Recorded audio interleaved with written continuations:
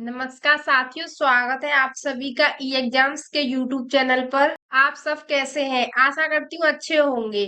आज की इस वीडियो में UP police GK GS practice set की सीरीज में आज का प्रैक्टिस सेट 6 है।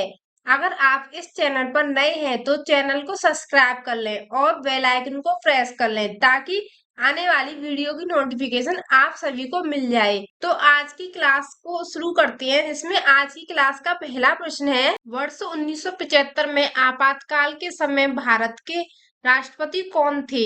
इसका राइट आंसर है भारत के राष्ट्रपति तब फखरुद्दीन अली अहमद थे।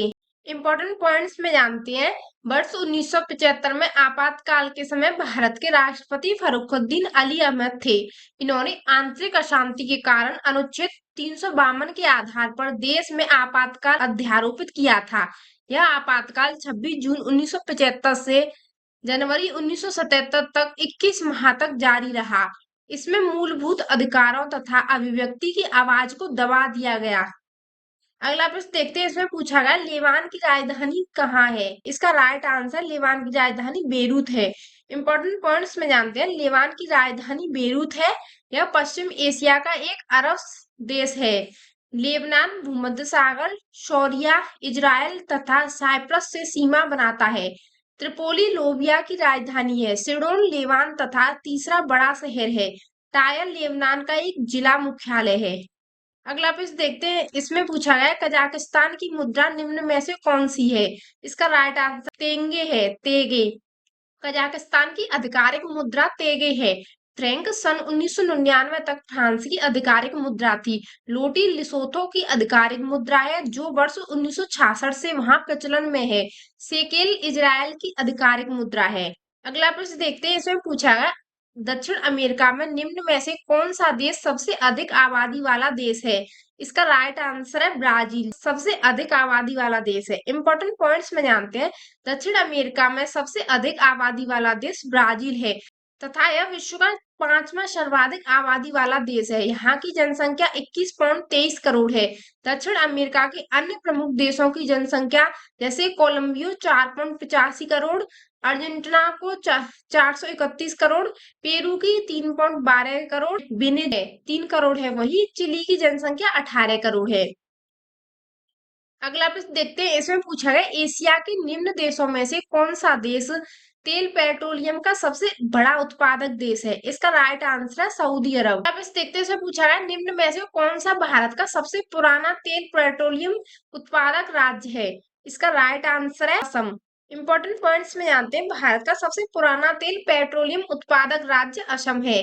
यहाँ के डिगबोई में एशिया का पहला तेल कुआं ड्रिल किया गया था।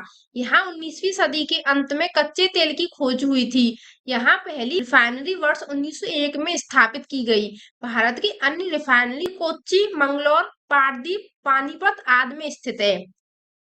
अगला प्रश्न देखते हैं, इसमें पूछा गया है अगस्त 2018 के अनुसार भारत के राष्ट्रीय मानवाधिकारी आयोग के वर्तमान अध्यक्ष कौन है? इसका राइट आंसर है न्यायमूर्ति HL दत्तू, जो अगस्त 2018 के भारत के राष्ट्रपति थे। इंपॉर्टेंट पॉइंट्स में जानते हैं। अगस्त 2018 के अनुसार भारत के राष्ट्रीय मानवाधिकारी आयोग जस्टिस HL दत्तू हैं। इनका कार्यकाल 2/12/2020 तक है तथा जयदीप गोविंद महासचिव है। यह संस्था एक सांविधिक सार्वजनिक निकाय है जिसकी स्थापना अक्टूबर 1993 में की गई थी। इसका अध्यक्ष सर्वोच्च न्यायालय के सेवानिवृत्त न्यायाधीश को ही बनाया जाता है। अगला प्रश्न देखते हैं, अगस्त 2018 में भारत में दिल्ली पुलिस द्वारा गठित सर्व महिला स्पेशल वेपन्स और टैक्स टीम में कमांडो की कुल संख्या कितनी है? इसका राइट आंसर है 36 है। इंपॉर्टेंट पॉइंट्स में जानते हैं। अगस्त 2018 में भारत में गठित दिल्ली पुलिस की सर्व महिला special weapons and tax team में 36 महिला कमांडो में शामिल किया गया है। इन महिला कांस्टेबलों को 15 महीने के कठोर प्रशिक्षण के बाद टीम में सम्मिलित किया गया। अगला प्रश्न देखते हैं, पूछा है भारत ने मई 2018 में लैंड बॉर्डर क्रॉसिंग समझौते पर किस देश के हस्ताक्षर किए? इसका राइट आंसर है म्यांमार के। इंपॉर्टेंट पॉइंट्स में जानते हैं। भारत ने मई 2018 में लैंड बॉर्डर क्रॉसिंग समझौते पर म्यांमार के साथ हस्ताक्षर किए। यह समझौता 8 अगस्त 2019 से प्रभावी हो गया, जिससे दोनों देश भूमि से यात्रा सुविधा प्रदान करेंगे। अब सीमावर्ती के लोगों को बॉर्डर पास की आवश्यकता नहीं पड़ेगी। इस समझौते से भारत के उत्तर पूर्वी राज्यों को अर्थव्यवस्था को बढ़ावा मिलेगा। अगला प्रश्न देखते हैं, इसमें पूछा है वर्ष 2016 के लिए भारत के राष्ट्रपति द्वारा अगस्त 2018 में उत्कृष्ट संसदीय पुरस्कार से किसको नवाजा गया? इसका राइट आंसर है दिनेश त्रिवेदी को। इंपॉर्टेंट पॉइंट्स में जानते हैं, वर्ष 2016 के लिए भारत के राष्ट्रपति द्वारा अगस्त 2018 में उत्कृष्ट सांसदीय पुरस्कार से दिनेश त्रिवेदी को नवाजा गया। ये तृणमूल कांग्रेस पार्टी के सांसद हैं। उत्कृष्ट संसदीय पुरस्कार भारतीय संसद में समग्र योगदान के लिए वर्ष 1992 से दिया जा रहा है। इसकी शुरुआत वर्ष 1992 में शिवराज पटेल ने की थी, जो वर्ष 1991 से 1996 तक लोकसभा अध्यक्ष थे। पहले पुरस्कार प्राप्तकर्ता 1992 इंद्रजीत गुप्ता थे। वर्ष 2017 का पुरस्कार भर्तृहरि महताब को प्रदान किया गया था। अगला प्रश्न देखते हैं, इसमें पूछा गया अगस्त 2018 के अनुसार भारत प्रतिभूति और विनिमय बोर्ड का वर्तमान अध्यक्ष कौन थे? इसका right answer Ajay Tyagi. Important points में जानते हैं, अगस्त 2018 के अनुसार भारतीय प्रतिभूति और विनिमय बोर्ड के वर्तमान अध्यक्ष अजय त्यागी हैं। भारतीय प्रतिभूति और विनिमय बोर्ड भारत में प्रतिभूति बाजार की नियामक संस्था है, जिसकी स्थापना वर्ष 1988 में की गई थी। इसको सेबी अधिनियम 1992 के द्वारा 12 अप्रैल 1992 को वैधानिक अधिकार दिया गया। अगला भी देखते हैं, इसमें पूछा है दांतों की वर्धित छवि को देखने के लिए दंत चिकित्सकों द्वारा का उपयोग किया जाता है। इसका राइट आंसर अवतल दर्पण द्वारा उपयोग किया जाता है। इंपॉर्टेंट पॉइंट्स में आते हैं, दांतों को वर्धित छवि को देखने के लिए दंत चिकित्सकों द्वारा अवतल दर्पण का उपयोग किया जाता है। इस दर्पण की सहायता से बड़ा व स्पष्ट प्रतिबिंब बनता है। अगला भी देखते हैं, इसमें पूछा गया है संयुक्त राष्ट्र द्वारा पीने, धोने, खाना पकाने और उचित स्वच्छता को बनाए रखने के लिए अनुशंसित न्यूनतम पानी की मात्रा प्रति व्यक्ति प्रतिदिन कितनी लीटर है? इसका राइट आंसर है 50 लीटर है। इंपॉर्टेंट पॉइंट्स में जानते हैं, संयुक्त राष्ट्र द्वारा प्रतिदिन प्रति व्यक्ति धोने, खाना पकाने तथा उचित स्वच्छ बनाए रखने के लिए अनुशंसित पानी की न्यूनतम मात्रा 50 लीटर है। अगला प्रश्न देखते हैं, इसमें पूछा गया मृत जीवों और जानवरों को खाद मिट्टी में परिवर्तित करने वाले सूक्ष्म जीवों को किस नाम से जाना जाता है? इसका राइट आंसर है अपघटन करने वाले के नाम से जाना जाता है। इंपॉर्टेंट पॉइंट्स में जानते हैं, वे जीव जो मृत पादपों एवं जंतुओं के शरीर का अपघटन करते हैं अपघटनकारी जीव अर्थात अपघटन करने वाले जीव कहलाते हैं। अपघटन क्रिया के फलस्वरूप मृत पादपों एवं जंतुओं का शरीर मृदा में परिवर्तित हो जाता है। अगला प्रश्न देखते हैं, इसमें पूछा है भूजल रिसाव के द्वारा रिचार्ज हो जाता है। कुछ स्थानों पर भूजल भूमजल स्तर के नीचे कठोर चट्टान की परतों के बीच होता है। इस जल को क्या कहते हैं?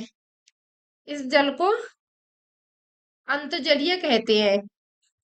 इंपॉर्टेंट पॉइंट्स में जानते हैं, भूजल रिसाव द्वारा रिचार्ज होता है। कुछ स्थानों पर भूजल भूमजल स्तर के नीचे कठोर चट्टानों के परतों के बीच होता है। इस जल को एक्वीफर कहते हैं। इस जल को मनुष्य द्वारा नलकूपों से निकाला जाता है और इसका उपयोग कृषि कार्य अथवा घरेलू कार्यों में किया जाता है। भूजल मीठे पानी के स्रोत के रूप में प्राकृतिक संसाधन होते हैं। अगला प्रश्न देखते हैं, इसमें पूछा गया है विषाणु वायरस के कारण निम्न में से कौन सी बीमारी होती है? इसका राइट आंसर है पेचिस बीमारी होती है विषाणु के कारण। इंपॉर्टेंट पॉइंट्स में जानते हैं, पेचिस यह रोग जठरांत्र में रोटावायरस या नोरोवायरस के संक्रमण के कारण होता है। दांत ज्वर यह रोग जीवाणु साल्मोनेला टाफी द्वारा होता है।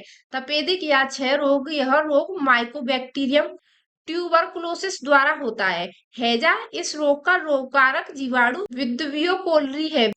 अगला प्रश्न देखते हैं, पूछा है ग्रामीण अवस्था निधि को किस वर्ष में स्थापित किया गया था ताकि प्राथमिक ऋण संस्थानों को प्रतिस्पर्धी दरों पर ग्रामीण क्षेत्रों में लक्षित समूहों को आवास वित्त प्रदान करने के लिए धन उपलब्ध कराने में सक्षम बनाया जा सके।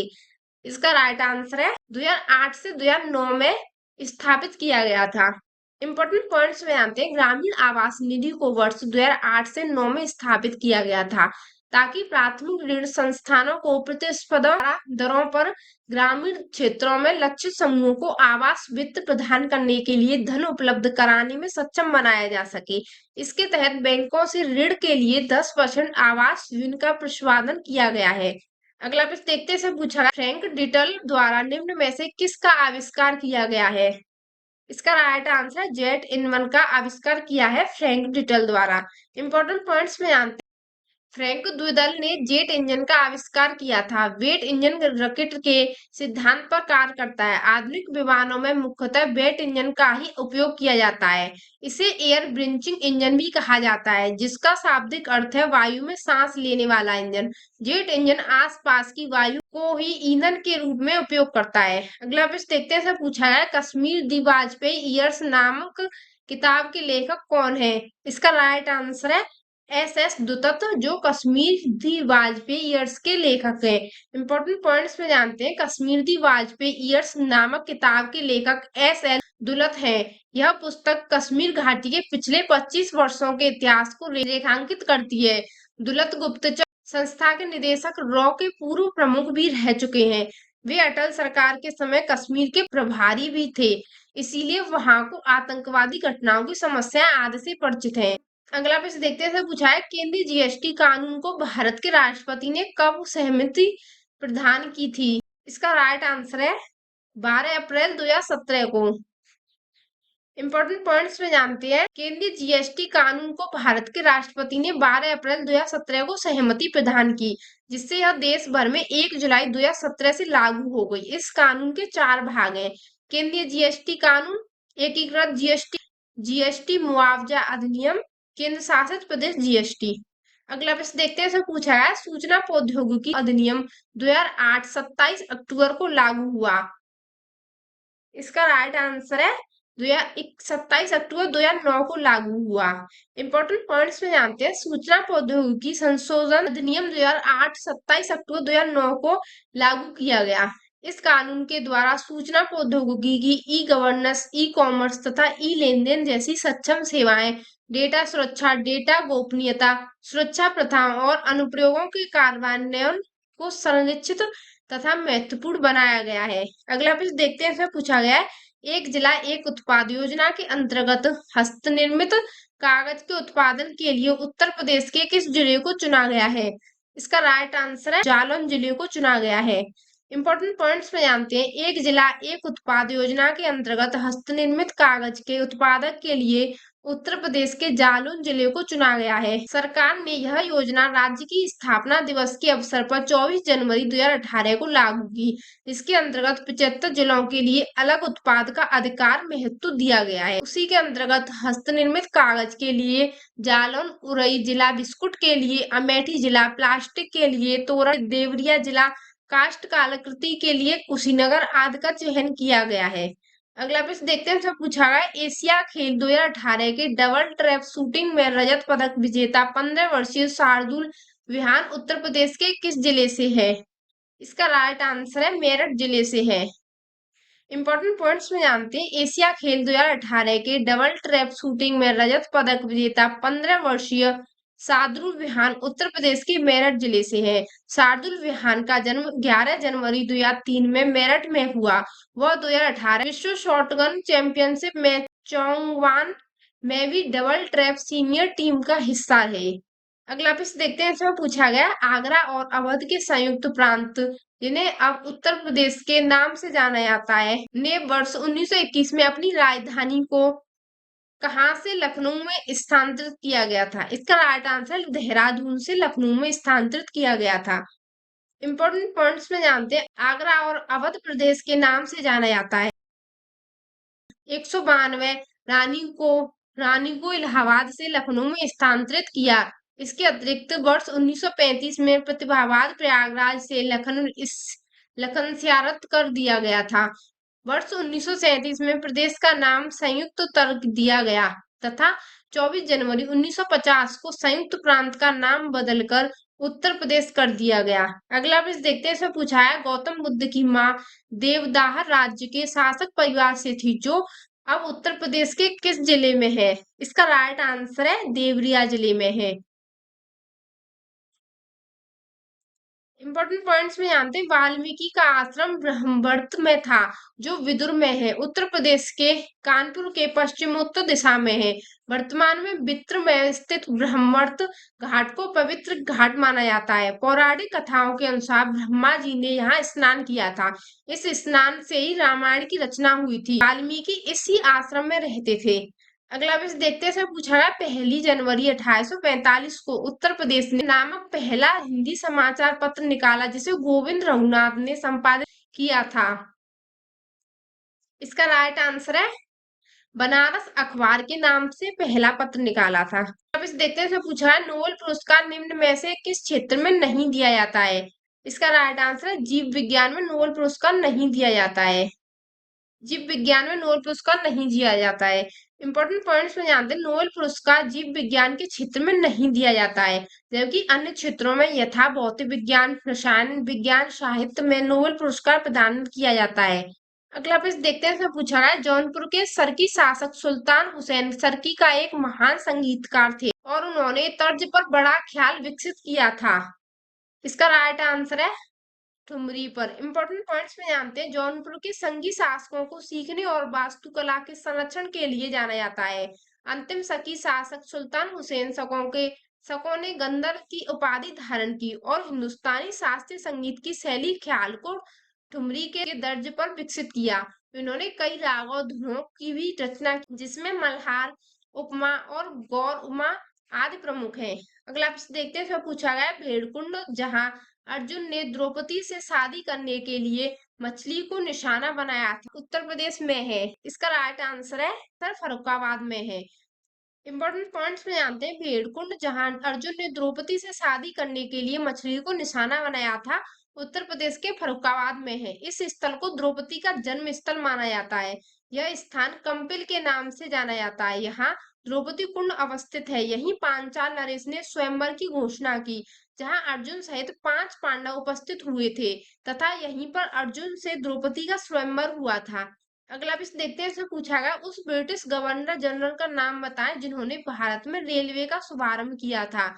इसका राइट आंसर लॉर्ड डलहौजी ने रेलवे का शुभारंभ करवाया था। इंपॉर्टेंट पॉइंट्स में जानते हैं। उस ब्रिटिश गवर्नर जनरल का नाम लॉर्ड डलहौजी था, जिन्होंने भारत में रेलवे का शुभारंभ किया था।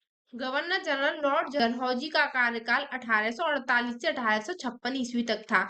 इन्हीं के कार्यकाल में भारत में पहली ट्रेन 16 अप्रैल 1853 को बम्बई से थाने तक चलाई गई थी। अगला प्रश्न देखते हैं। इसमें पूछा गया है सांख्यिकी मंत्रालय की रिपोर्ट के अनुसार भारत के किस राज्य में सबसे कम प्रति व्यक्ति आय है। इसका राइट आंसर है बिहार में। इंपॉर्टेंट पॉइंट्स में जानते हैं। सांख्यिकी मंत्रालय की रिपोर्ट 2017 के अनुसार भारत के बिहार राज्य में सबसे कम प्रति व्यक्ति आय मात्र 31,380 वार्षिक और सर्वाधिक गोवा में 2,42,745 है। विकल्प में दिए गए राज्यों की प्रति व्यक्ति आय निम्न उत्तर प्रदेश 43,861 और पश्चिम बंगाल में 78,903 और उड़ीसा में 64,869.1 है। अगला भी देखते हैं। इसमें पूछा है हॉर्नबिल महोत्सव निम्न में से किस राज्य में मनाया जाता है। इसका राइट आंसर नागालैंड में। इंपॉर्टेंट पॉइंट्स में जानते हैं। हॉर्नबिल महोत्सव नागालैंड राज्य में मनाया जाता है। यह महोत्सव नागालैंड राज्य का सबसे बड़ा वार्षिक महोत्सव है। यह महोत्सव प्रति वर्ष दिसंबर महीने के प्रथम सप्ताह में मनाया जाता है। इस महोत्सव का आयोजन संयुक्त रूप से पर्यटन विभाग तथा कला व संस्कृति विभाग द्वारा नागालैंड के विरासत गांव किसामा में किया जाता है। इस महोत्सव में मुख्यतः नागा जनजाति की समृद्ध व जीवंत संस्कृति को दर्शाया जाता है। अगला प्रश्न देखते हैं। इसमें पूछा है प्रसिद्ध संगीतकार अरविंद पारिक किस संगीत वाद्य यंत्र के साथ जुड़े हुए हैं। इसका राइट आंसर है सितार से जुड़े हुए। इंपॉर्टेंट पॉइंट्स में जानते हैं। प्रसिद्ध संगीतकार अरविंद पारिक सितार संगीत वाद्य यंत्र के साथ जुड़े हुए हैं। इनका जन्म 1927 में अहमदाबाद में हुआ था। इन्हें वर्ष 2003 में संगीत नाटक अकादमी तथा वर्ष 2018 में पद्म विभूषण से सम्मानित किया गया है। अगला प्रश्न देखते हैं। इसमें पूछा गया जून 2018 को समाप्त होने वाले फसल वर्ष के दौरान अनाज उत्पादन की अनुमानित मात्रा क्या है। 284.83 मिलियन टन। इंपॉर्टेंट पॉइंट्स में जानते हैं। जून 2018 को समाप्त होने वाले फसल वर्ष के दौरान अनाज उत्पादन की अनुमानित मात्रा 284.83 मिलियन टन है।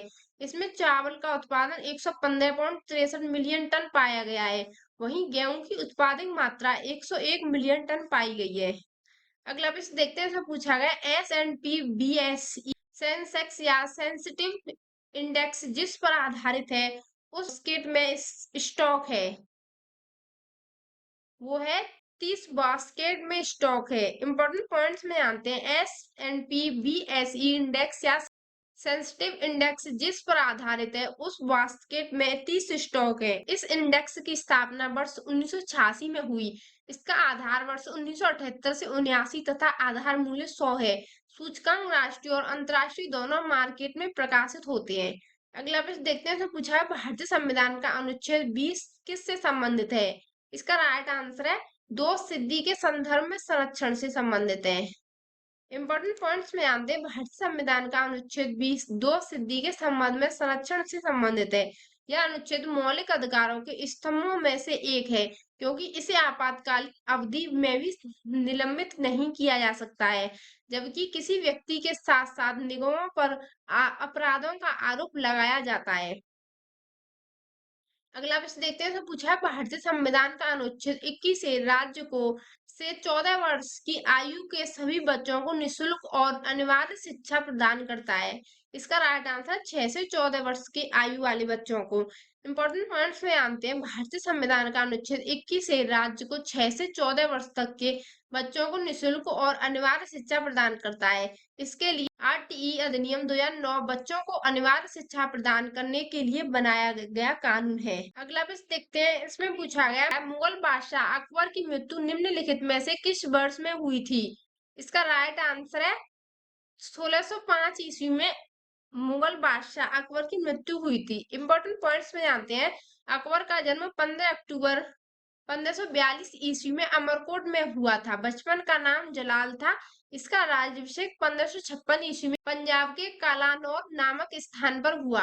अगला प्रश्न देखते हैं, इसमें पूछा गया निम्नलिखित में से किस राज्य में नाहरगढ़ किला स्थित है? इसका राइट आंसर है राजस्थान में नाहरगढ़ किला स्थित है। इंपॉर्टेंट पॉइंट्स में जानते हैं, नाहरगढ़ किला राजस्थान के जयपुर में स्थित है। इस किले का निर्माण सवाई जयसिंह ने करवाया था। गोलकुंडा किला आंध्र प्रदेश में स्थित है, कांगड़ा किला हिमाचल में स्थित है और पानहाल किला कोल्हापुर में स्थित है। आशा करती हूँ कि आपको ये वीडियो अच्छी लगी होगी, और अच्छी लगी हो तो इसे लाइक करना एंड चैनल को सब्सक्राइब करना। धन्यवाद।